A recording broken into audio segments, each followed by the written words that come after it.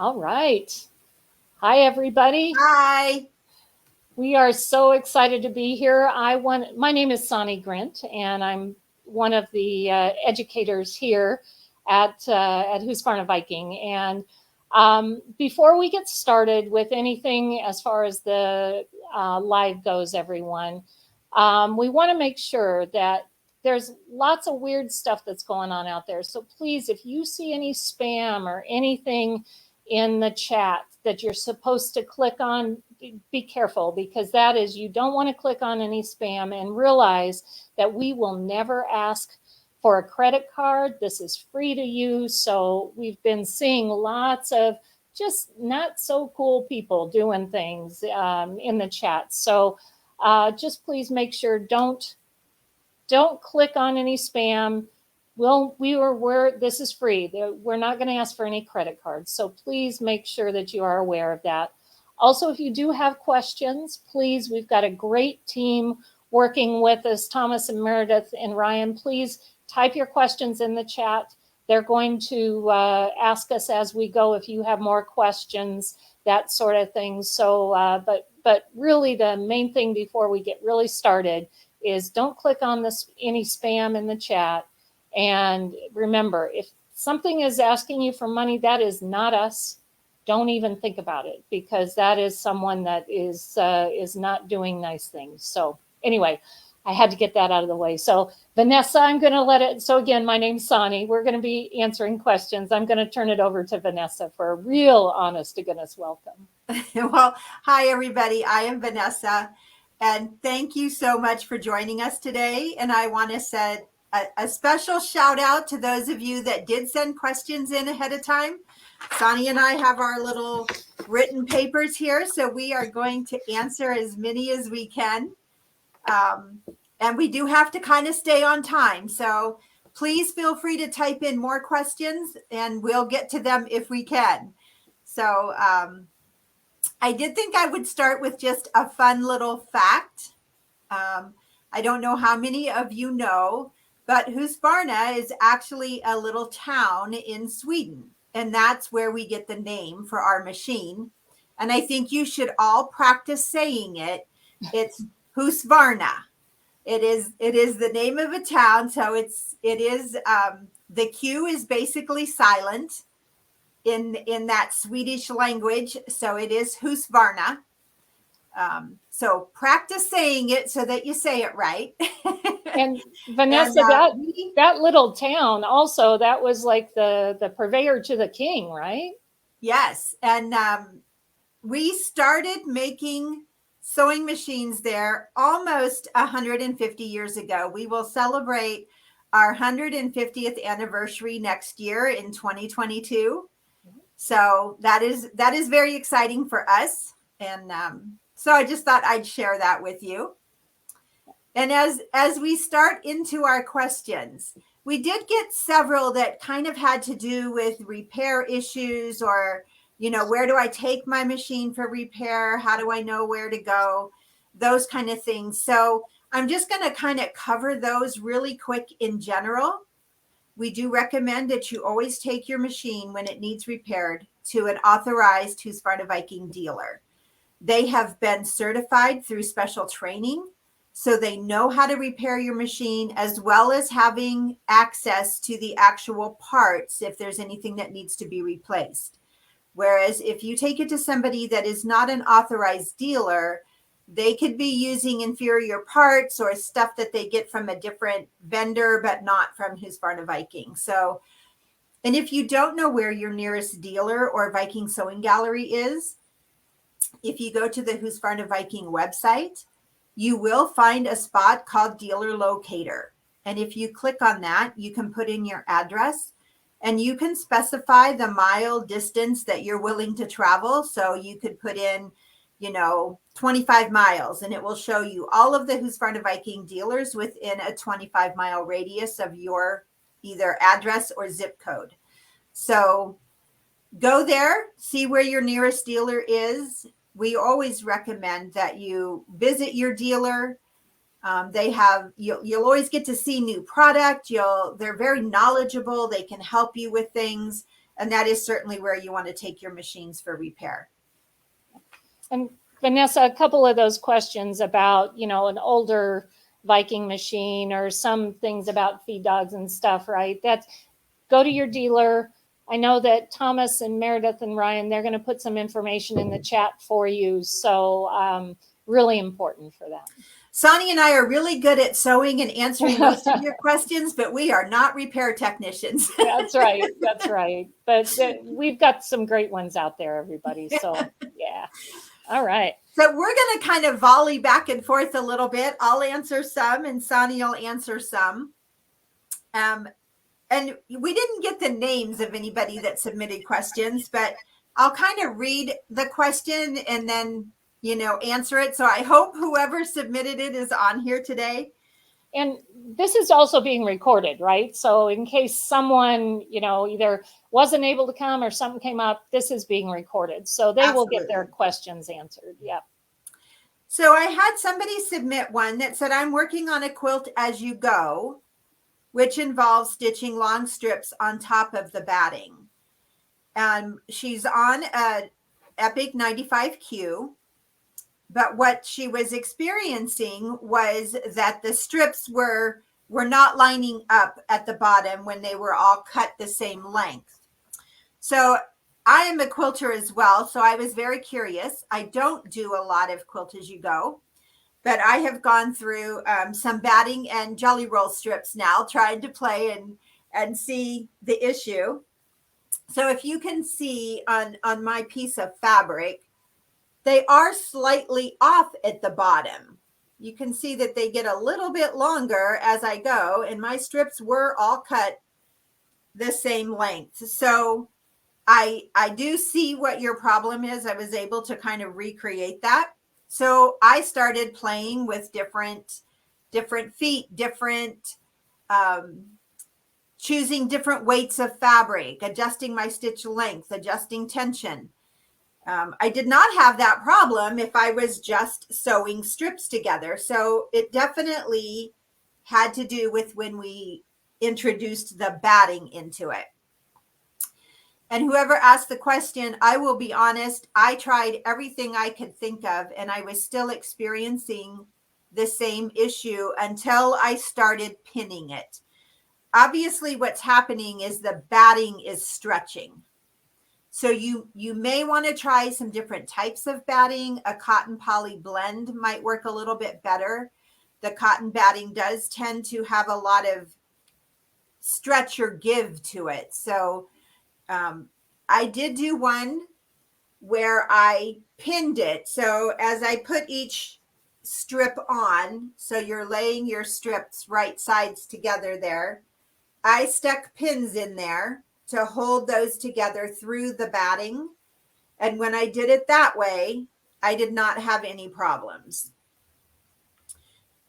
So hopefully that helps. I think part of your question was also, can you put an interchangeable dual feed on an Epic or an Epic 95Q? And this is your interchangeable dual feed foot. But no, on your Epic Designer Epic and your Epic 95Q or your Epic 980Q, if you happen to have one of those, you do not want to use an interchangeable dual feed. There is a built-in IDF, so you can engage that, but you do not want to attach the actual attachment. You don't need it, for one thing. But second, that whole needle area has kind of been redesigned because you have additional height in there. So that accessory doesn't really work and fit the way it should on those machines.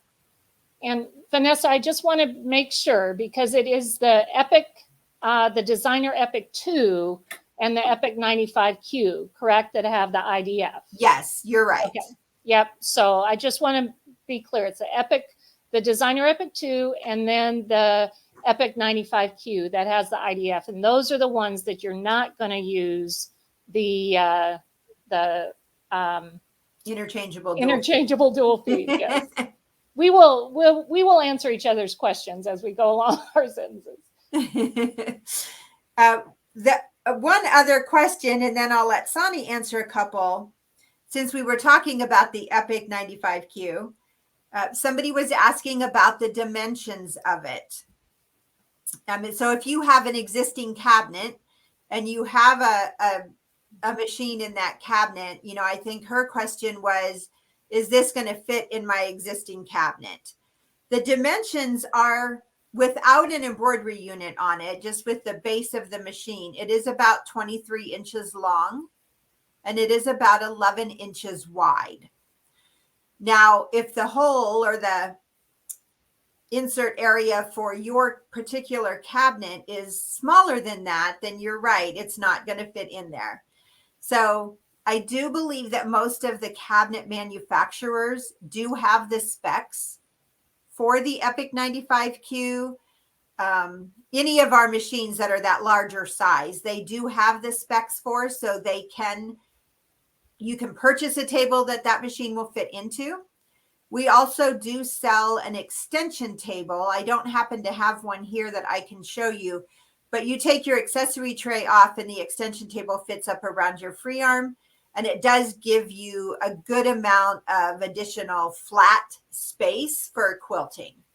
Not quite the same as being able to push it down in a cabinet, but it is a good solution if needed. And Vanessa, as you were going through, there were a couple questions. And did you use a walking foot on the quilt as you go? And I think you were truly talking about on the Designer Epic 2 and the 95. She was talking about the Epic 95Q. So yeah. And so you did not use an extra walking foot. You used the IDF, right? Yes.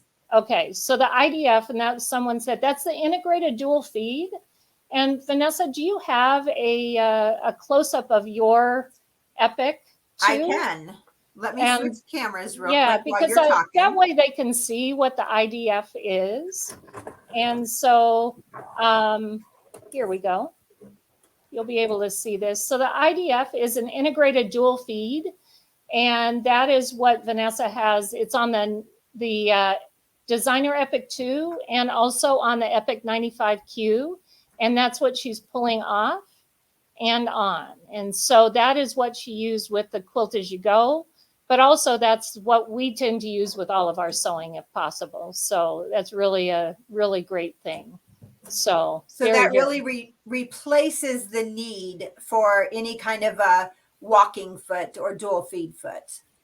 So it just simply pulls down and engages. Yeah, so that's your idea. And thank you, Vanessa, for getting in on the machine for that, because I think that's sometimes the easiest way.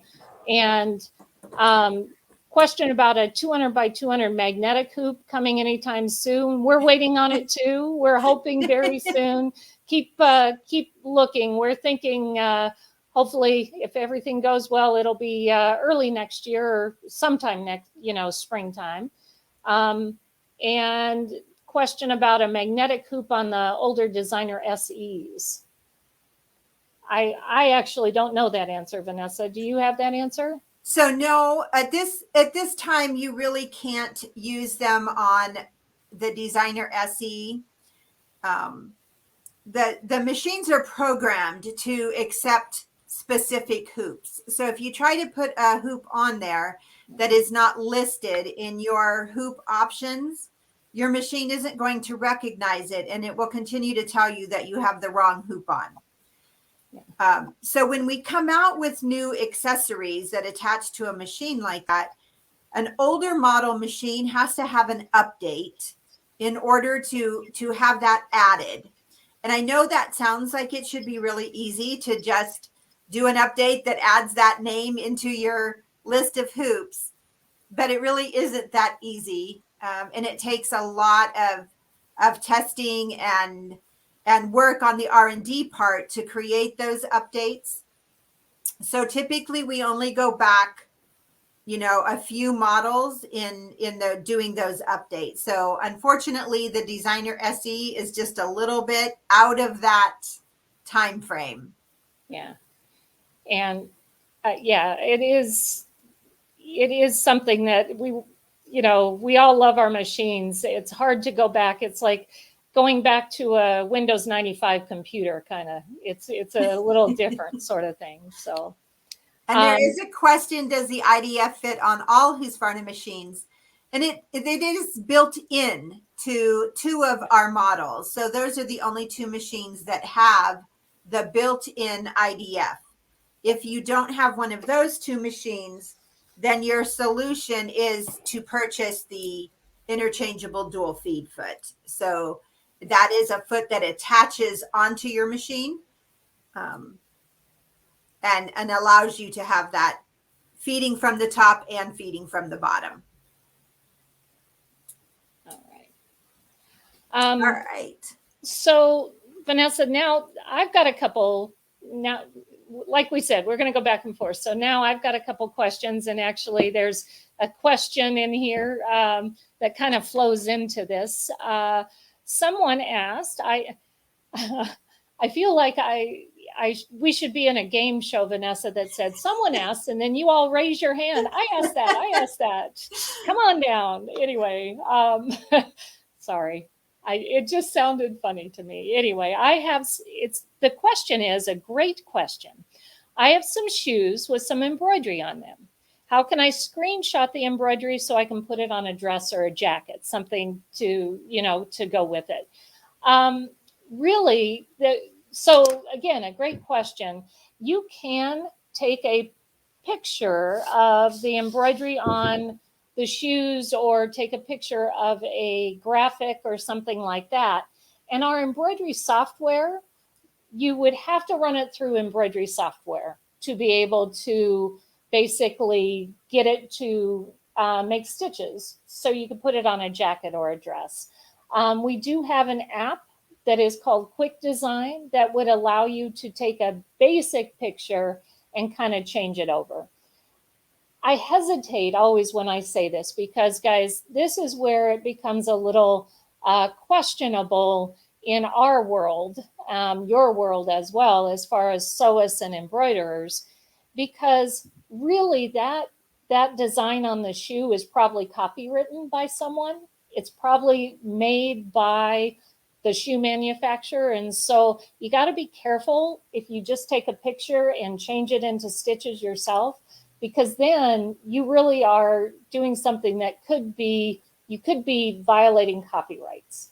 So what I always like to do is look at the design and then see designs that I have, or maybe on MySewnet library, or, that sort of thing, and get something close to what is on the shoes, because then you're not violating copyrights. And so that's where, again, guys, you just got to be careful with that copyright infringement. So it is something that, again, it's probably for yourself, but that really, in the whole true legal scheme of things, we really shouldn't be doing it. So just be aware of those things. So if you have something that you drew or that's close, certainly you can run it through the software and that would work. And another question that came up, how do I get the app for MySewnet? Really, we have 3 apps today for our Husqvarna Viking machines. And one of them is great for any machine, and that is our Joy of Sewing Advisor. And so that's really cool. But all of our apps, there's a brand new app called the MySewnet mobile app. All of these can be either found on the App Store. Basically, if you have an Apple phone or tablet for that matter, or you can find them on Google Play if you have an Android. So really, you're going to go in there and you're just going to look up MySewnet, and those apps will come up. So again, there's an app that helps you, teaches you how to sew a little bit, and that is the Joy of Sewing app. There's a Quick Design app. You take a picture and it changes into stitches. And then there is this new app that is called the MySewnet app. And that one is helps with design positioning and also with monitoring your computer. And there's also something that's kind of cool that is a QR code creator. That is, if you have a platinum software subscription, that is with it. So lots of cool stuff. App Store, Google Play. Okay, so that was very long-winded. Sorry about that. And here's another one. If you're interested in the full software, so if it's not just the app, you want the full software, then you're going to go to your local retailer. They can help you with that. They can get you into either a subscription or they can get you into a box. There's lots of options depending upon the software that you are looking for. So that is there. And I think, not sure it's something you I think while you're talking about software, Soni, this is actually a great question. Will there ever be new decorative stitches added to the Wi-Fi connected machines? It would be a great idea. Yeah, that is a fabulous idea, everybody. And you know what? We want that too, don't we, Vanessa? I mean, we really do. I know, guys, that they're looking at that. I think it's fun to have new stitches. So it is really cool. And so keep an eye out on MySewnet.com. And I think, you know, your requests, there's always stuff going on in the future. We will take that back. And I see that I messed up in to say that the apps, the actual apps themselves, not the software. Okay, so not the MySewnet embroidery software, but the apps are they are complimentary. There's no charge for those apps. The only thing is in the new MySewnet app, if you would like to use one of the functions, which is the QR code creator, then you would need a platinum subscription to the software. But that is an extra piece. The app itself is free. It's like if I play games on my phone, I hate to admit it, but you know, they have those in-app purchases. That's kind of what that is. So the app itself is free. If you want to unlock that feature of that QR code, you would get a platinum subscription for it. So, okay. Deal or brand new program would need to be purchased. So the platinum software, I'm reading one other question here, but basically with the MySewnet software, this is the latest version of the Husqvarna Viking software, right? So this is, if you have previous software versions, definitely go into your retailer. They can help you figure out what's the best for them, and then there are upgrades. If you already have the platinum subscription, then you know different features may be coming through. We also learn about this kind of a little bit before you guys do, but you know, so there are always new things that they're thinking of. If you have the platinum box, that is something that you get to keep it forever. And if new things come up, then the next iteration of the software that will happen. So it may be a little confusing. I guess I'm just going to say, Vanessa, I think you would say this too. Your retailer is going to give you the best advice. So just go talk to your retailer and they will help you get the right software. So absolutely. Right. This next question I thought was a great question. And the question was, why doesn't my machine have a semicolon? Meaning in the programming abilities with your texts, you know, why wasn't there a semicolon? Well, I have to say, I have obviously never embroidered anything where I needed a semicolon, because I was like, oh, doesn't it have one? So I had to go look, and no, there is not a semicolon there. So whoever submitted that question, I agree with you. We need one, and we will pass that on to our R&D team. And, you know, they really do listen. They love to hear from the consumers what you want, what you need, what you like, what you don't like. So, you know, feel free to ever email Soni and I or something like that. I mean, put a note on Facebook here. I mean, yes, this is where, you know, our team, we pass it on. So just if you have a great comment or a thought or like, oh gosh, I wish, you know, just certainly do that. And we are happy to pass that on to the engineers in Sweden. So whoever submitted that question, when you see a future machine or an update to your machine with it that adds a semicolon, everybody can thank you for that. Another question we had was about a clear A foot for the Epic 2. We do not currently have a clear A foot. We do, however, have a clear B foot. So I think you were wanting to use it for quilting, but you could certainly use the B foot if you're looking for the clear foot. And we do have the part number for that. So if you want to type that into the chat, Meredith or Thomas, it's 920622096. And that is for the Designer Epic 2 or the Epic 95Q. It would work on there as well. So check with your retailer for those. And Vanessa, will you repeat that number one more time? 9206222096.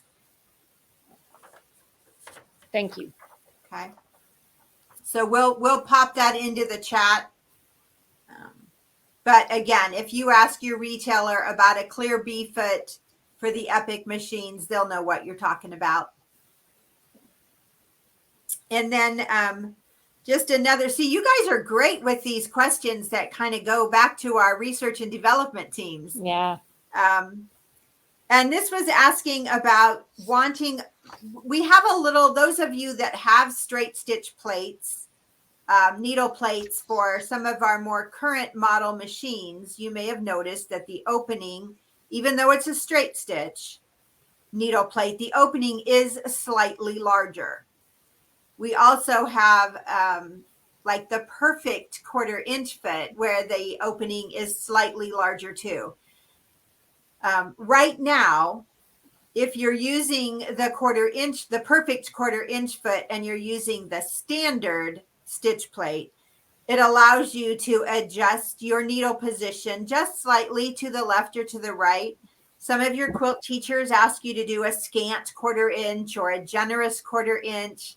So it gives you that little bit of flexibility.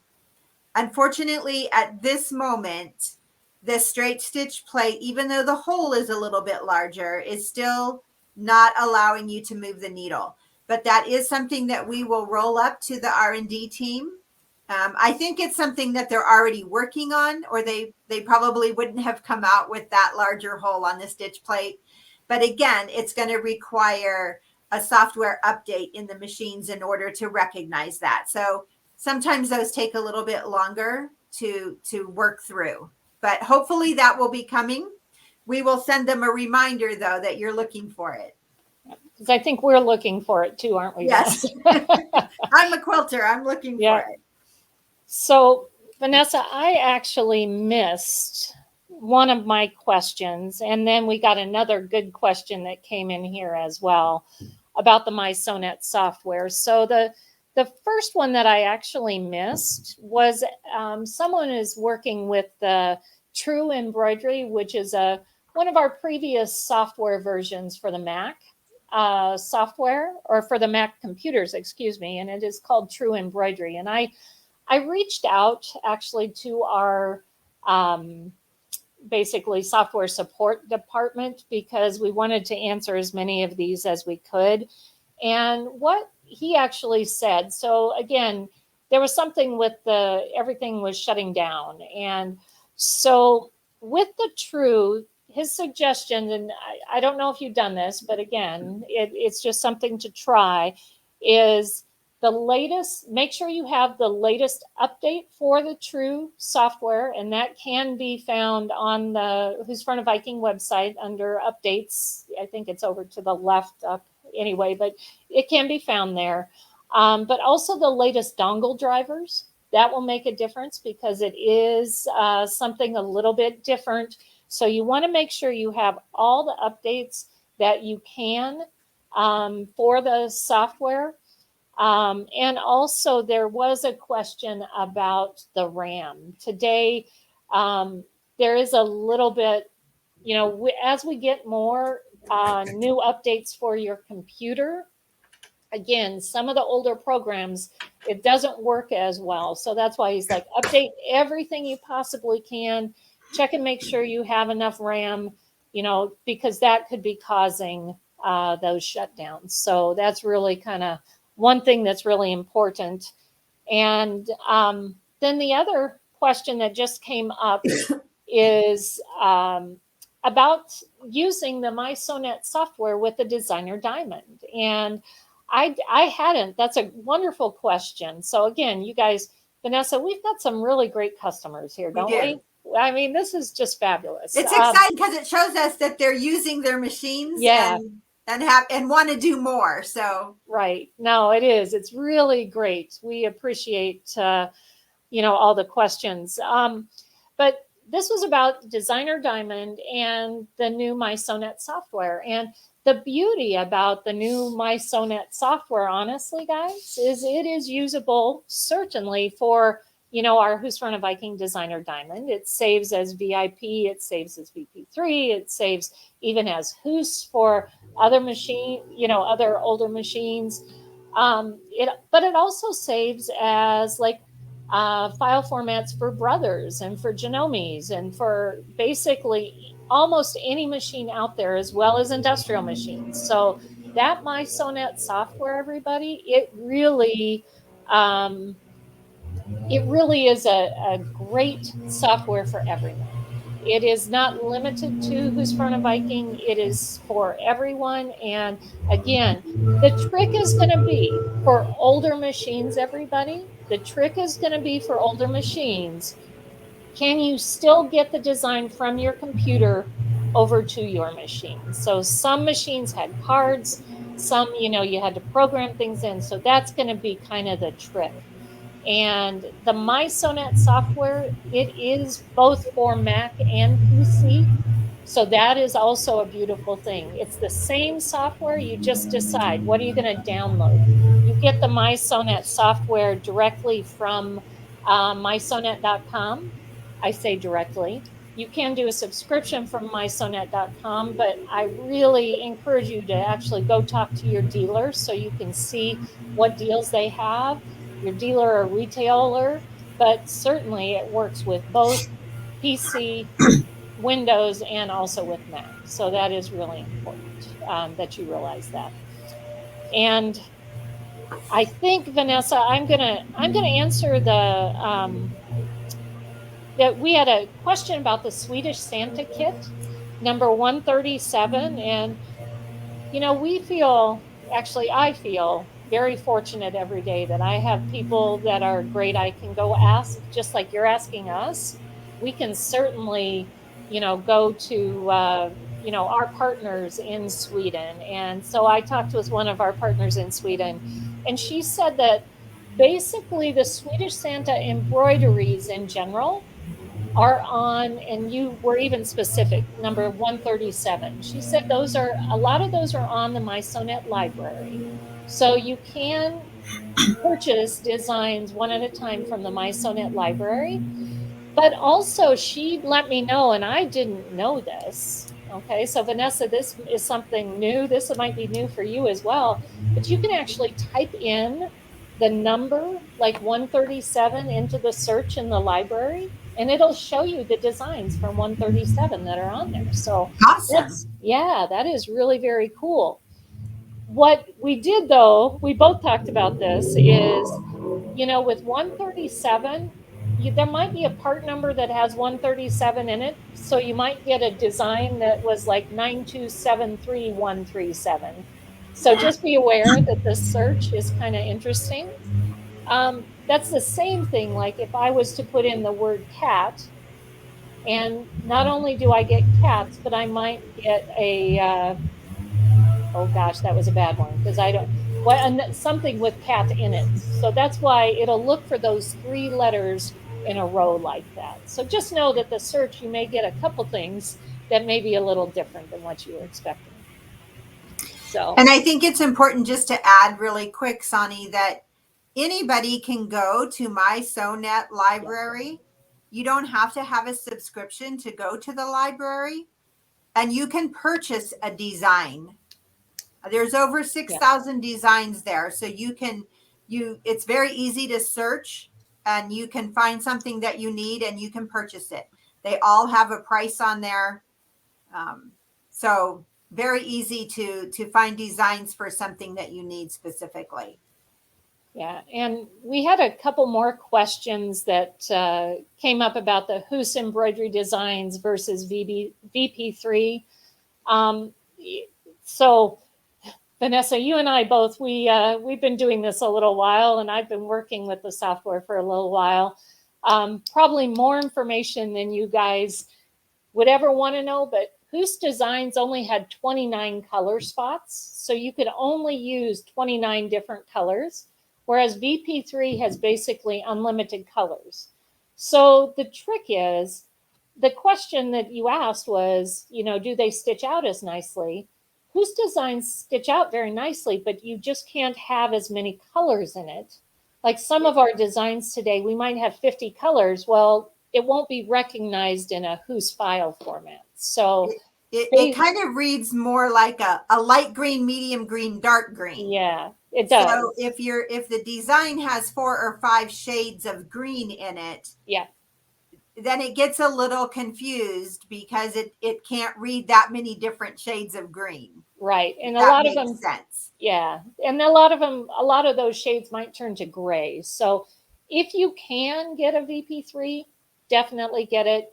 If you said they sold designs and it did not offer VP3, if it has VIP, that's what I would certainly get VIP before Hus if possible. So and question about the number 1+ cards, guys, that technology is really, we no longer have, it would have to be aftermarket. We no longer have something that really can transfer to that number 1+ card. So we really don't have that option. And let's see, having the designs will load to USB, but will not open it. So I'm not sure that I understand the question about the loading to USB card, but the Designer Diamond Royale will not open it.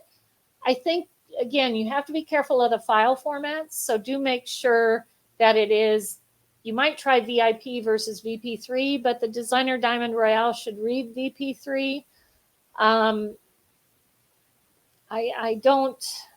mean, with MySewnet, it really does, the software does great transferring to different file formats. So it might help you, but I would also take a look at your USB stick. I might start with a new one just to make sure. But your Designer Diamond Royale, Vanessa, help remind me, the VP3 or Meredith, you as well. VP3, the Designer Diamond Royale should read VP3s. Yes, so it should, or VIP. Yeah. Or VIP. But also make sure that your USB stick is not too large. Yeah. The Designer Diamond Royale does require a smaller USB stick. So I think they're getting harder and harder to find the smaller ones, but it really does need to be like a 2 GB stick or less. So if you're loading it onto a larger USB stick, which is what we typically have today, it can't read from that size of a stick. Yeah. And one of the things that it does when you get that big stick and put it in put it into the USB port on the Designer Diamond Royale, it looks for everything that is on that stick. All right. So it's like it's looking through every single thing. So if you have other stuff on the stick, or if you've got 1,000 designs, it's going to look through the whole stick before anything comes up. So if you're just sitting there waiting, you might try, again, smaller stick, but not as much stuff on the stick as well. So great, again, great question. We had a couple questions on the Topaz 50, Soni. Did you want to answer those? Sure. And we, both Vanessa, we kind of went through and we're looking at, different questions and different things. And um, we appreciate, again, all the questions that are coming in. So we'll continue to answer the questions coming in. But one of the questions was, I have a Topaz 50, but have not done embroidery. What happens when the bobbin gets low in embroidery when you're stitching out a design? And the Topaz 50 does have a low bobbin sensor, so it will alert you to when you're getting low with a low bobbin. However, one of the things that Vanessa, I think both you and I do, we're kind of old school because we wind our own bobbins. We don't use pre-wounds. Something that can happen with a pre-wound bobbin in a Topaz, or actually almost on all of our machines, is with a lot of pre-wounds, the machine can't recognize that it's getting low until you're out. So I will wind my own bobbins every single time, just because I think I get a better result. So, but just realize if you are using pre-wounds, that bobbin sensor might not work as well as you were expecting. And then the other question was, bobbin thread is showing on the top of my embroidery on our Topaz 50. No matter what I do, change needles and bobbins, rethreaded the top, that sort of thing. So, that is fabulous that you have taken all those steps, because that, if you call us, those are the first things we would say is make sure that you rethread and make sure you have a new needle and check your bobbin and that sort of thing. But also, we were just doing, if you're wondering, my background, we just had a fun little applique class here today. And so we were appliquing ghosts, and that's why I have ghosts in the background. But one of the tips we used is, if you take your top tension a little bit lower, people are often afraid to touch their tension because we've been told so many times, don't touch your tension, leave it where it is. Well, it's okay. And honestly, guys, when I do embroidery, it's almost automatic because I'm using a different thread on top than I am on bottom. I will almost automatically take my tension down. So, if you are having problems with that bobbin thread coming up, I would take my top tension.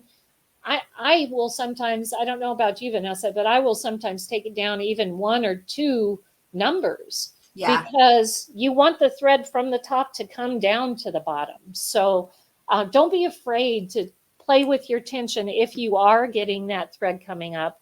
And I also find it happens more with pre-wounds. So that's why I like to do my own. Anyway, you have there's so many different manufacturers of embroidery threads out there, and they're all made just a little bit different. So you do sometimes need to understand that it's okay to adjust your tension to get the result that you're looking for. So please don't be afraid to do that.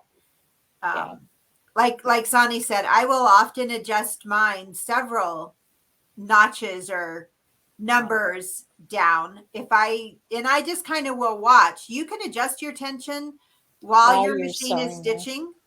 So if I see bobbin thread coming up, I will usually just right then and there, I don't even stop my machine. I just adjust the tension and, let it stitch a little bit again and see if it's fixed it, so don't be afraid to do that. Yeah, exactly. So, Vanessa, I think you had a couple more questions, and then we've got a couple questions in the chat as well. Guys, just before you start, Vanessa, I hope, and we're seeing a lot of stuff, but we're not seeing everything. We really hope that this is being helpful to you, and we appreciate it. And please let in the chat, make sure that, you let us know. We hope that this is good information for you, and so a good format for you. Sorry, but I just want people to let us know if this is a good thing. So we had one question, seriously thinking of purchasing the Epic 2, but how would I get my saved designs on it? Is there a USB port? The great news is your designer Epic 2 has 2 USB ports on it. So you can load your designs from a USB stick in one, and you can charge your cell phone in the other. Yeah. And then I had another question about the yarn embellishment foot set, and where could they find the yarn stitches? So first I want to kind of show a couple things, and then I'm going to flip to the machine for a minute. This is what we call yarn embellishment. These are stitches that are created to be stitched out with a special accessory, and you're actually using yarn. So it's couching down that yarn, giving you very much of a three-dimensional effect. It's adding a lot of texture to your project. It does require a special foot, and it is called the yarn embellishment foot kit. And where's my little foot? So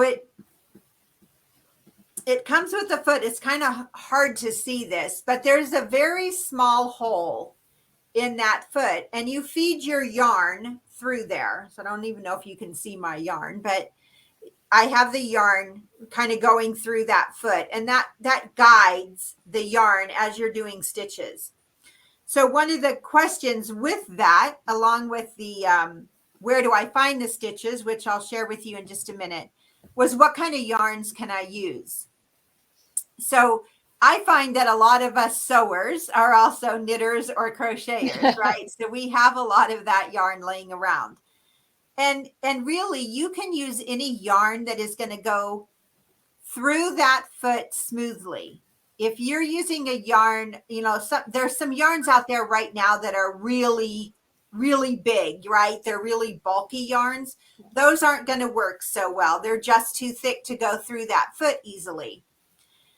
There's also some that are really, really thin, like this yarn here is a pretty fine yarn. So I could probably use that for some of the stitches, but there's other stitches, and you just kind of have to play a little bit with it.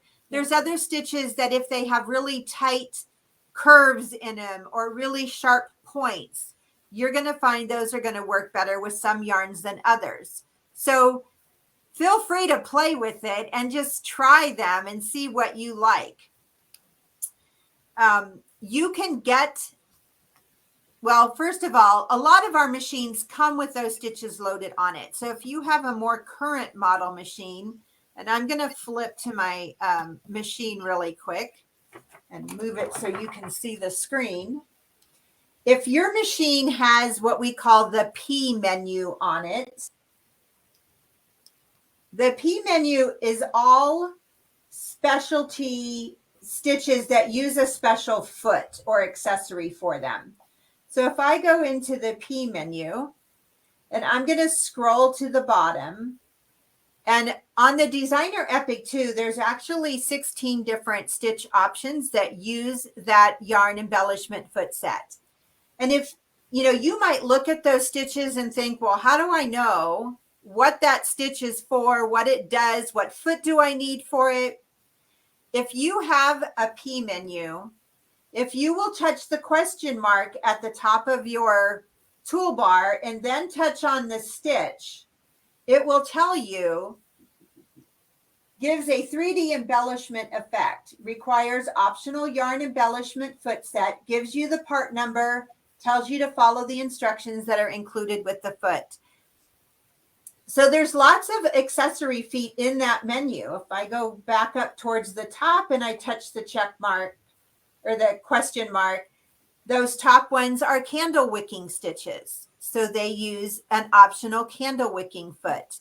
So just know that those are in any of the current, not any of the current, but some of the current model machines. If you have a machine that does not have them loaded, you can go to the Husqvarna Viking website. On the top toolbar that runs across, choose accessories, and then scroll through those accessories until you get to the yarn embellishment foot kit set. That's a mouthful. And, Same 3 times. and you will find the stitches there. So you can download those stitches. If you have a machine that has a USB port, you can bring them in and either leave them on the USB stick and just read it from there, or you can save it in your machine in one of the empty memories. So that's where those are located. And I have to tell you a quick funny story. When this question kind of just came in the last couple days, and just a couple weeks ago, my daughter is kind of redecorating her house right now. And so she's purchased some new furniture. She's repainted.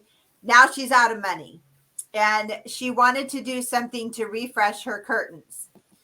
So me, in my bright idea, I said, well, we could use the yarn embellishment, and her curtains have a really faint little stripe in them. I said, I could just go over that stripe with yarn, and it will add texture. It will add some color to your panel. It will be really fun. She thought that was great. I stitched out a sample to show her what it would look like. I don't know what I was thinking. 7 panels of curtains. Each one is quite long because she has 10-foot ceilings. 9 stripes per panel. Each stripe took 5 minutes, which sounds like 5 minutes. That's nothing. But then you multiply 5 times 9 per panel times 7. I was couching yarn for hours, but they turned out really good. She loves them, and looks really cool. It is a really fun way to add some texture and embellishment to something. Yeah. Now, Vanessa, there were a few questions that came in. I'm going to start with the one at the bottom about the yarn embellishment foot for the Jade 35. I don't believe that machine can use it because it does not. The yarn embellishment moves left and right. And so if your machine does not have a left and right motion, you're not going to be able to use the yarn embellishment foot set. Wow, that is really hard. It is hard to say. So otherwise, not just your needle moving left and right, but your feed dogs actually feed your fabric, move your fabric left and right as well. Yeah. We call those on the motion stitches. Yeah. So that is like the qualifying factor of what machines will work with it and what won't, is really that left-right motion. So that is kind of important. There was a question about, I think the question ended up being about zipping and unzipping. If you get a design, it comes in, zipped to your computer. How do you unzip it? What I usually do is wherever it is on my computer, I will right click on it, and it usually gives me an option. So I'm going to qualify this, everybody. I am a Windows gal. So if you have a Mac, we will have to ask someone else, but I am a Windows gal. So if it is zipped, I right click and use the unzip function there. And most Windows computers will have that option for you. So that's how I will unzip and then tell it to, put it wherever I want it to be. There was a question, and Vanessa, I think this would be a great one for you since you're the quilter. There was someone who wants to do quilt by embroidery and using the same thread on top and bobbin. What would your suggestion be to her for something like that? Or I assumed, but to them. It kind of depends, I would say, on the look that you're going for. If you want to, as much as possible, use the same weight thread in the top and the bobbin, I think you'll have better results. You may not want the same color. If the back of your quilt is, say, blue, but the top of the quilt, your blocks are white, then you might want white on top, but you might want a blue on the bottom. So I think that the more important thing is that they're going to be basically the same weight. And would you have a needle preference when you're doing something like that? I would use a quilting needle. Okay. The quilting needles have a little bit of a sharper point on them. So, you're going through 2 layers of fabric. In some places, you might be going through more than 2 layers of fabric if there's seams in that space. Yeah. Plus your batting. So the quilting in needles work really well. Okay. So there was a question that I'm gonna take this one about stabilizers, and you can chime in too. But stabilizers for like we just did this, right? So our little ghosts in back, or the little onesie and the t-shirt. Basically, when you're working on knits, everybody, you need to have some sort of cutaway stabilizer. That's the important part. My favorite, it's an Inspira product. It's called Fusible No Show Mesh. It's very soft, and it is something, so you're going to put that behind, underneath, so on the inside of the t-shirt. And then I also will use, if I'm doing embroidery, so I've got the fusible no-show mesh on the inside of my knit garment.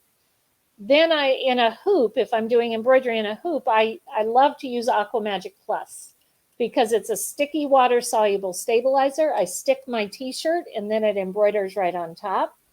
We were just doing regular applique with sewing here, so we used a tearaway stabilizer, but we needed 2 stabilizers.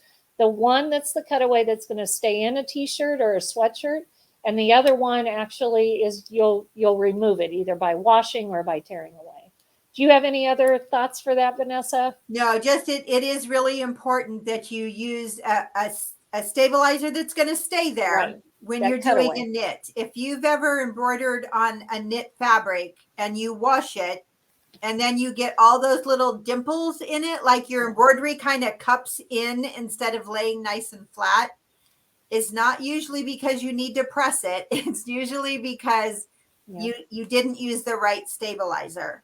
Yeah. And if a design is really dense, if there's a lot of stitches packed in a small area, then you might need to use 2 layers of a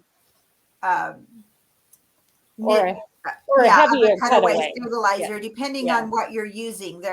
There's different weights of stabilizer. So, you if you're using a lighter weight and it's a really heavy embroidery, you might need to use 2 layers of it. Yeah. But again, it's on knit fabrics, guys. Cutaway stabilizer. Don't just use a tearaway or a washaway. Definitely use a cutaway.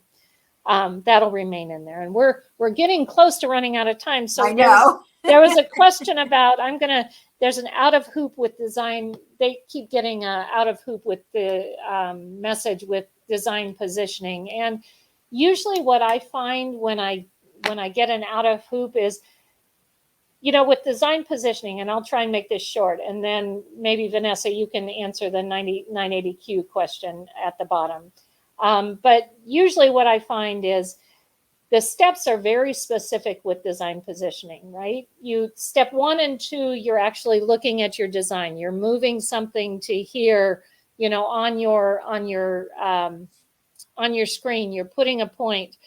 What I realize that I tend to do is, when I'm moving, I haven't hooped in the proper place. So I'm moving it out of the hooped area to get it to where I want it to be. So sometimes you maybe have to re-hoop a little bit if you're getting that message a lot, because I think that's what I see. Or I'm using too small of hoop. I may need to use a larger hoop to be able to move it to the position that I want it to be in the hoop. And I have experienced that as well, Soni, where if your design is really filling up your hoop and you know that you're going to need to use some design positioning to get it exactly where you want it, you probably do want to go to a little bit larger hoop. Otherwise, you don't have much leeway for moving it. To move it. Yeah. So I'm going to try to answer a couple real quick here. Yeah. We have like 1 minute. Yeah. What stabilizer do you recommend for a topper on towels? So there's a couple. There is one. It's called what's it called? Dissolve Away. Yeah. Yeah. That is. It looks kind of like Saran wrap. It looks like a clear plastic. Yeah. And anytime you're doing something with a nap, like terry cloth, but velvet can be the same way, or some of your knits that have a lot of texture to it, corduroy. putting a topper on the very top of your fabric, as well as your regular stabilizer underneath, is important. If it's something that you can wash away, then you could use the dissolve away, which is like the saran wrap, or you could use like a Aqua Magic. If it's something that you can launder. Sometimes we're doing towels where we're giving them as a gift and we don't necessarily want to wash them first. So there is another product called Clear and Melt. Right. And you kind of just hover your iron over it. You don't actually touch it with the iron. Just the heat that will radiate off of your iron will actually just disintegrate it. And it too looks a little bit like a clear plastic. It's a little frostier. But either of those will work. It really depends on if it's something that you can wash or not wash. So either of those will work. And the last question, I think we're going to have to make this be the last question. And it's an Epic 980Q question, Vanessa. I don't know if you can see it. I can. It's sometimes it's in case you can't read the question, those of you that are following, it's having trouble with skipped stitches. And sometimes it is your bobbin thread combination. Usually if you follow the troubleshooting for skipped stitches, the first thing you're going to do is change your needle. And it could really be not using the right size needle or the right type of needle for the fabric that you're sewing on. It's usually going to have you check your bobbin thread and your top threading and make sure everything is threaded correctly. But there are times where it's just the combination of what you have on the top and what you have on the bottom. So again, don't be afraid to try maybe adjusting your tensions a little bit or trying different combinations of thread bobbin together and see what works. And I think the other thing is, Vanessa, that we are fortunate because we do get to work with the company and have people that can help us.